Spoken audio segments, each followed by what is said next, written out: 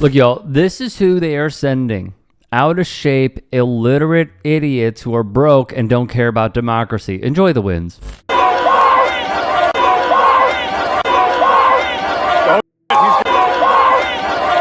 got his gun. He pulled out his gun. You saw that.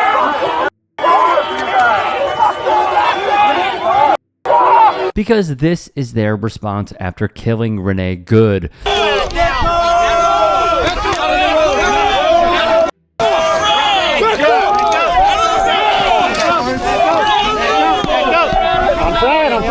I'm trying.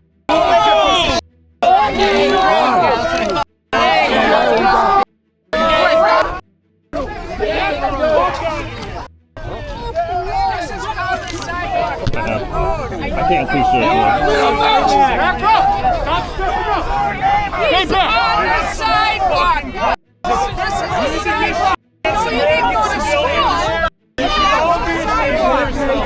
They are not stopping the terrorization. What happened to you? So first off, I'm a United States Marine veteran. We were following them from a safe distance. They stopped in the middle of the road and reversed on 62. They tried to ram our car. They tried to get us into a bottleneck. Once I saw a police officer from Mendota Heights, I tried to wave them down and they funneled us straight into ICE's hands. Once in ICE's hands, they broke my window. They yanked me out by my neck. They threw me to the ground. They stomped on me. They pushed my face into the ground. They put the cuffs on as tight as possible to the point where it took 6 agents to try to get them off. And the cops went into a parking lot. They pulled off to the side and they watched the DHS and Homeland Security and whoever else it was assault me. And they listened to me scream for help. They put their lights on, but they don't have any jurisdiction. As women, we're told to go to a well-lit area where we can make sure that we're safe and we're not going to be attacked by armed thugs. So we were trying to comply with what we've been taught our entire lives as women. This is not the country that I gave my life for. I took an oath. And it's the oath that they're spitting on and stomping on. And this isn't Germany. They're Nazis. Is that what you were out there to do?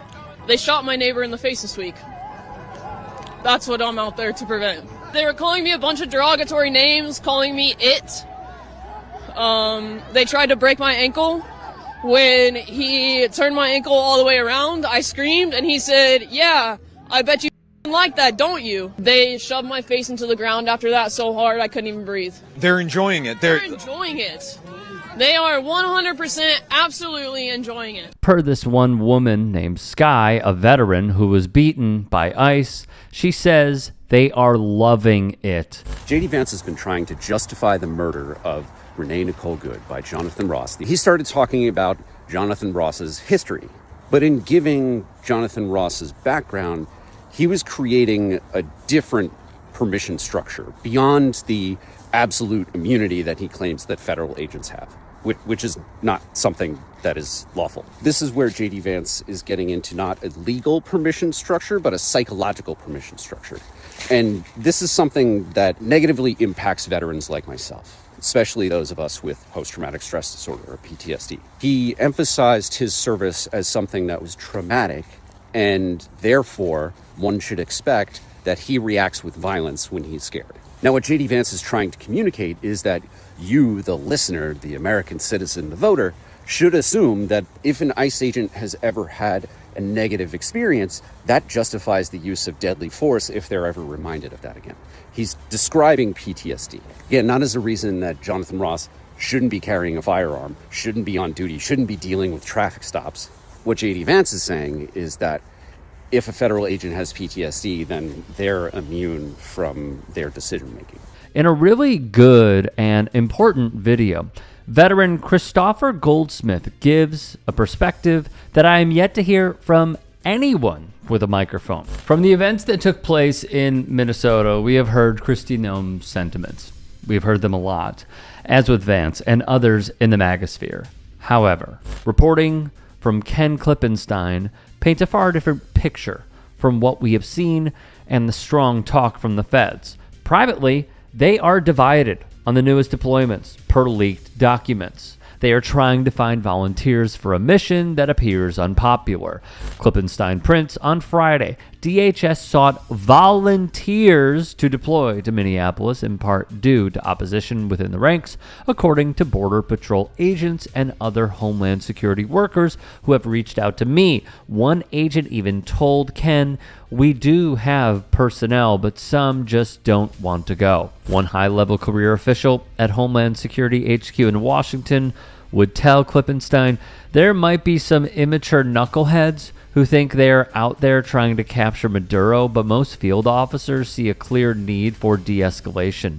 There is genuine fear that, indeed, ICE's heavy-handedness and the rhetoric from Washington is more creating a condition where the officers' lives are in danger rather than the other way around." On Noam's rhetoric surrounding the Good shooting, one Border Patrol agent would tell Ken, and I quote, "There is a video and she just lied."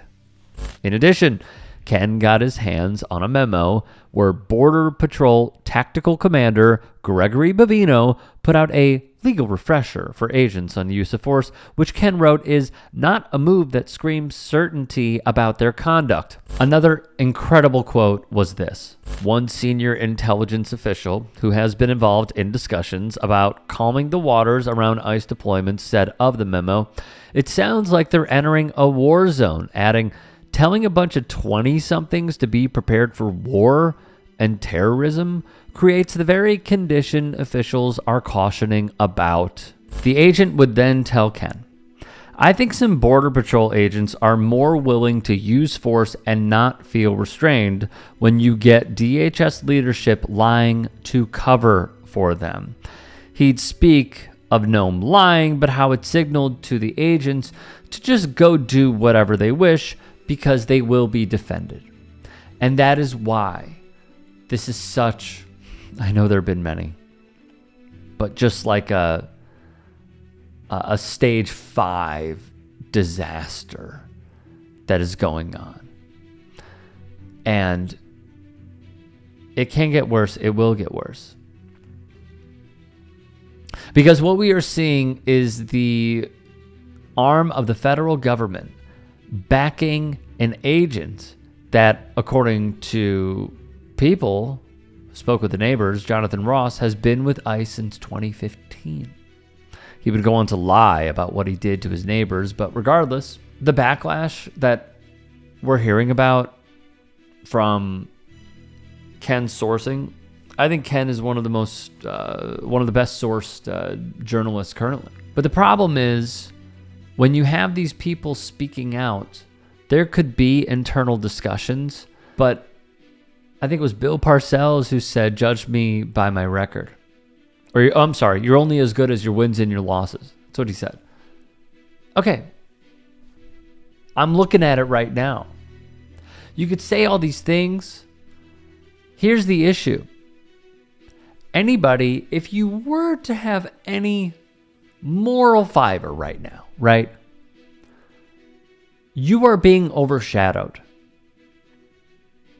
We're going to give you a story later on about a journalist, a freelance journalist, who was hired by ICE without a background check. That is what they're doing. So anybody in CBP, anybody within ICE, and you think that you're being a good person and a good guy, no more. I'm just watching this unfold, and in my view, considering the reporting from the Daily Mail where they said not only have the feds lowered the standards, but some of these people are illiterate. They're failing open book tests. They are completely out of shape. Some are very obese. Some asked to be dismissed because they had a gun charge that they needed to go to court for. And others had white supremacist tattoos on their bodies. That's the people they are hiring. And those are the people behind those masks that you see in each and every city.